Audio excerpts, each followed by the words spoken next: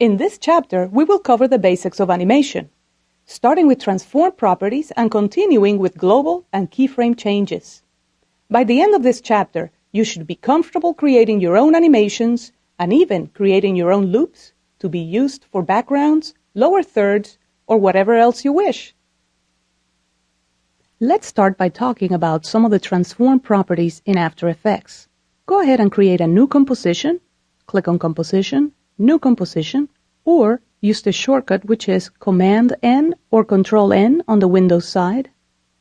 You can use the preset for DV, 720 by 480.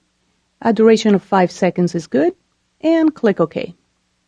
Let's zoom out a little bit on here. Remember, you can use the mouse scroll wheel or you can use the shortcuts which are the period and the comma key in your keyboard. Alrighty. Let's go ahead and grab a rectangular tool and just draw a rectangle in the middle of the screen. Something like that. Let's go ahead and change this color to something a little bit less red. Blue is good. Click OK. To change any of the colors of the shape layers, all you need to do is click on this color swatch here, choose the desired color, and there you go. As you can see on the timeline, we have a layer called Shape Layer 1. If you expand the transform properties of this layer, you will see that we have properties for anchor point, position, scale, rotation, and opacity. Let's start by talking about what the anchor point is. The anchor point is the point of origin for your changes. If we were to rotate this layer, and we can do that by scrubbing the rotation value, notice that it is rotating around the anchor point. We can move where the anchor point is. All you need to do is grab the anchor point tool, which is this tool here.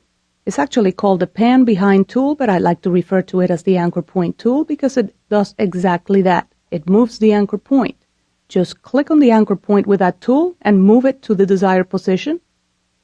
Now when I scrub the rotation values, see, it's just rotating around that point. If we change the scale values, also notice that the scale is becoming larger and smaller based on the position of the anchor point. Position, on the other hand, is where the anchor point is with respect to the viewable area.